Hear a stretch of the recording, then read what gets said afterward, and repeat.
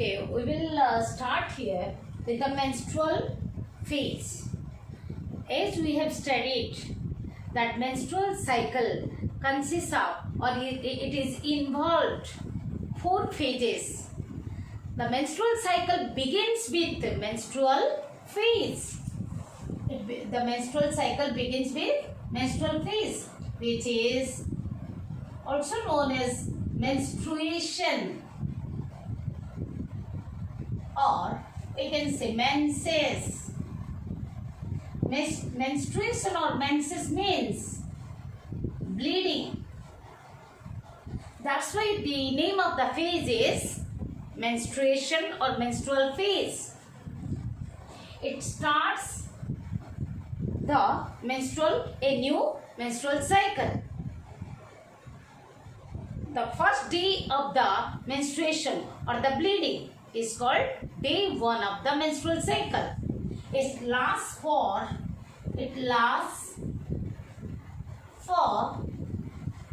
3 to 5 days, and the first day of menstruation is called day 1 of the menstrual cycle. Suppose let us represent the menstrual cycle in a pie chart. Schematic representation of the menstrual cycle.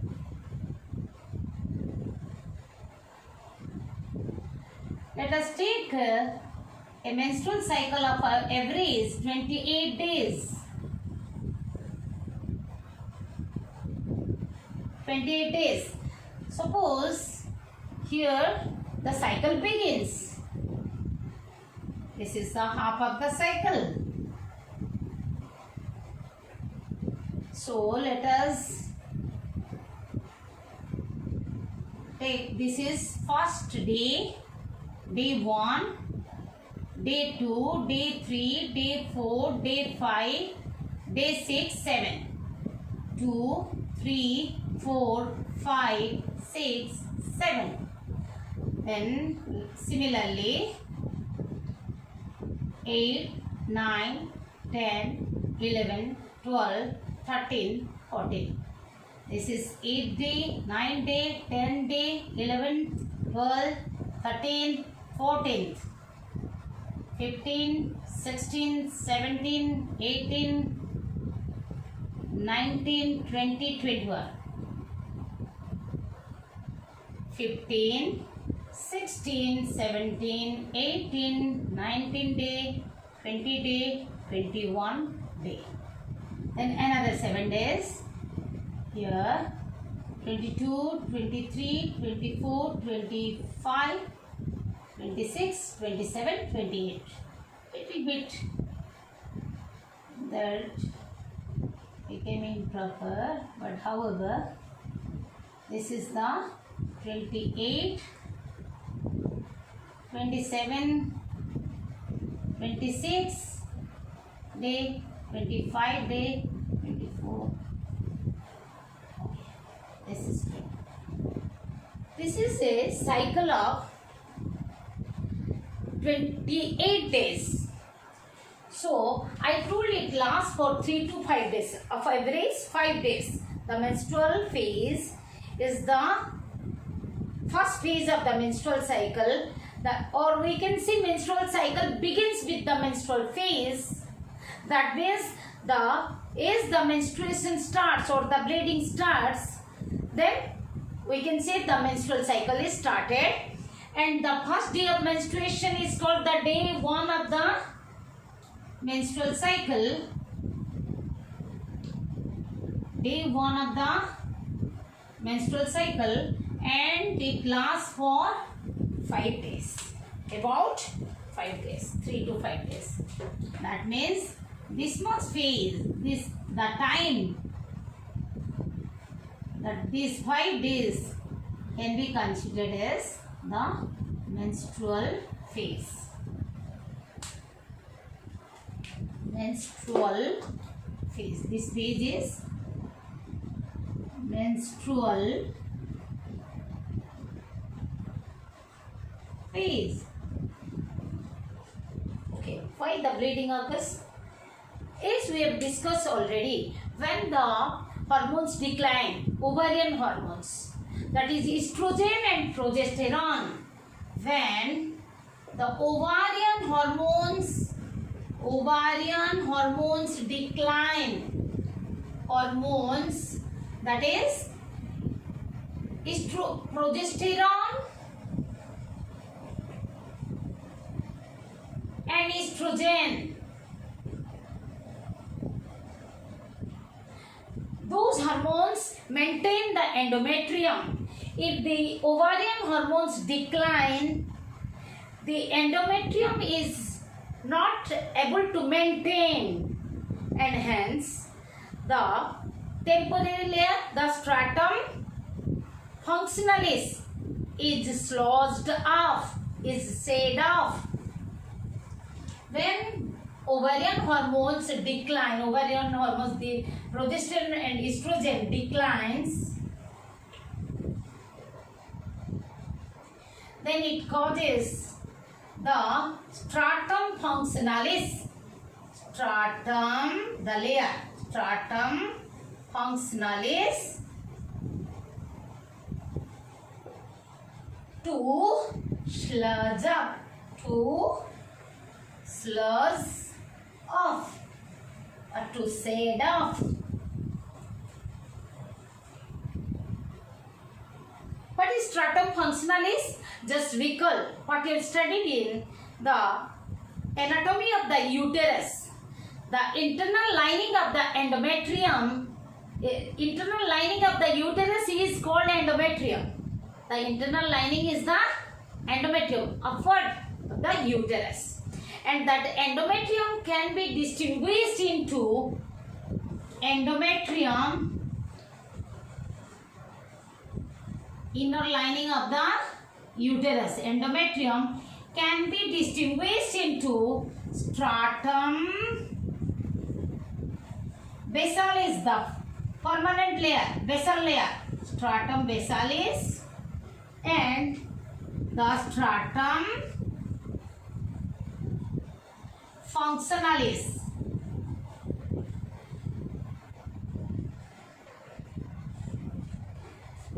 The stratum functionalis is produced from stratum basalis. Stratum basalis is the basal layer, the lowermost layer. It is permanent layer.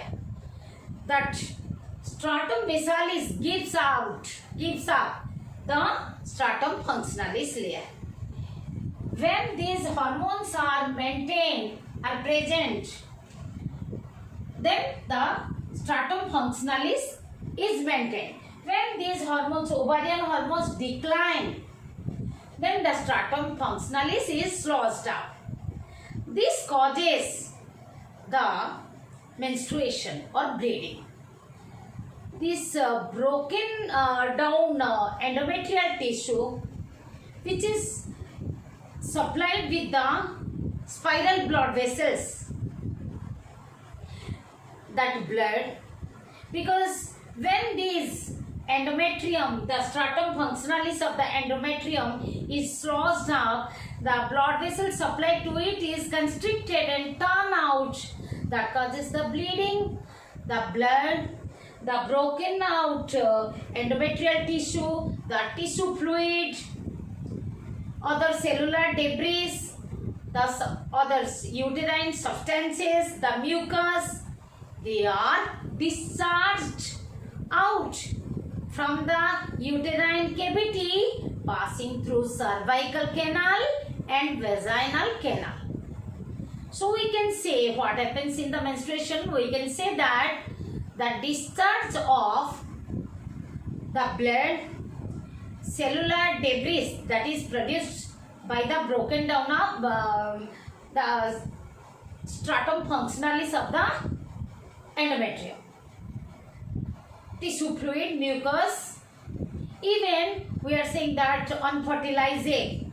But actually the unfertilized egg, it is when it is released at the middle of the cycle, it is released, that is actually absorbed by the endometrium.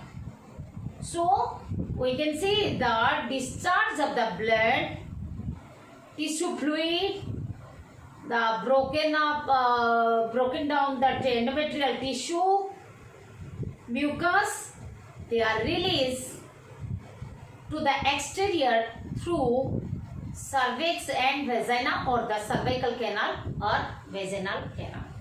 This menstrual fluid is not getting clotted due to the presence of the menstrual fluid is not getting clotted. Menstrual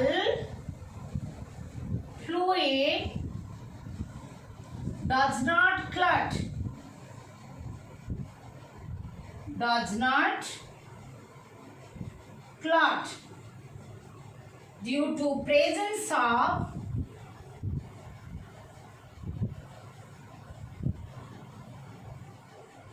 fibrinolysin. Fibrinolysin.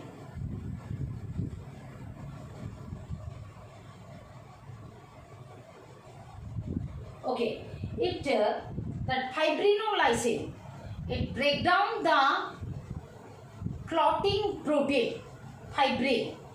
So due to presence of fibrinolysin, the menstrual fluid is not getting clotted. Anyhow, we can understand that the menstruation occurs in the non-pregnant females. That means if the released ovum is not fertilized, then the menstruation occurs. That means if pregnancy occurs, the menstruation does not occur. That means the lack of menstruation or absence of menstruation is the indication of pregnancy. But it is not always. The lack of menstruation or the absence of menstruation may be caused due to the stress, ill health or poor health. That also lead to absence of menstruation. Next we will study the proliferative phase. The second phase, proliferative phase.